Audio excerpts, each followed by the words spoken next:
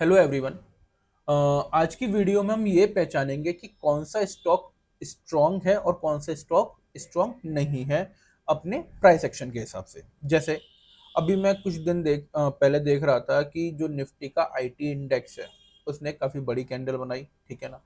और उसके रेस्पेक्ट में उनके स्टॉक्स ने किस तरीके से परफॉर्म किया, हम वहाँ पर स्ट्रॉन्ग स्टॉक निकाल सकते हैं कि हाँ ये अच्छे मोमेंटम में है और ये अच्छे मोमेंटम में नहीं है। तो हम स्क्रीन पर आते हैं। देखो, स्क्रीन पर मैंने ये सबसे पहले जो चार्ट ओपन कर रखा है, निफ्टी आईटी इंडेक्स का चार्ट है, ठीक है ना।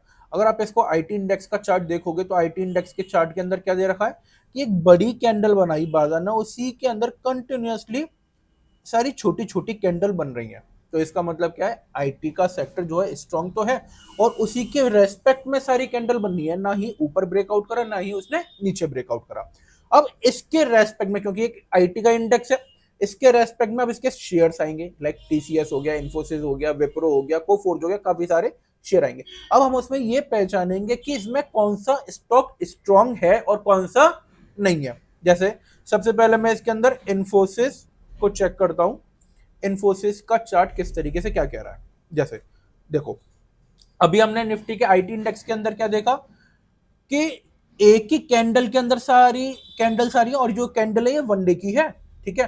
अब इसके अंदर ये सारी क्या आ रही है, कैंडल्स आ रही है। तो आप इसके अंदर क्या देखोगे कि इन्फोसिस का जो स्टॉक है वो उसके इंडेक्स के हिसाब से चल रहा है, तो हम उसको वीक स्टॉक नहीं कहेंगे। तो मतलब आईटी इंडेक्स चलेगा तो इन्फोसिस भी चलेगा, क्योंकि इन्फोसिस उस तरीके से चल रहा है।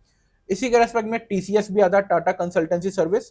उस स्टॉक को देखता हूं कि वो मोमेंटम में अच्छा स्टॉक है या अच्छा परफॉर्म नहीं कर रहा है। जैसे मैंने टीसीएस ओपन करा, तो आप टीसीएस में एक बात नोटिस करोगे उसके आईटी इंडेक्स के हिसाब से कि वहां पर उसने कैंडल तो बनाई बट उस चीज को वो सस्टेन नहीं कर पाया और वापस टीसीएस का चार्ट नीचे आ गया।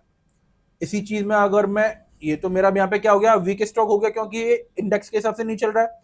अब यहाँ पे मैं एक स्टॉक ऐसा देखता हूं जो इंडेक्स के रेस्पेक्ट में अच्छा परफॉर्म कर रहा है, लाइक कोफोर्ज, जिसको हम INIIT भी कहते हैं।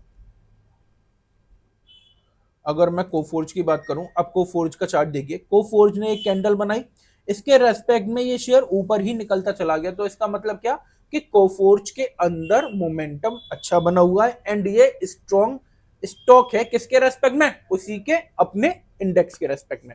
तो इस तरीके की आप मोमेंटम इन्वेस्टिंग या वैल्यू इन्वेस्टिंग चाहते हैं कि यहाँ पे एक अच्छे स्टॉक के अंदर मैं इन्वेस्ट करूं, तो आप मेरे इंस्टाग्राम और यूट्यूब को फॉलो कर लीजिए, लिंक मैं आपको डिस्क्रिप्शन में दे दूंगा। इसी तरीके की वीडियोस और अब चाहते हैं तो वीडियोस को लाइक करिए, सब्सक्राइब करिए और कमेंट करिए। Thank you.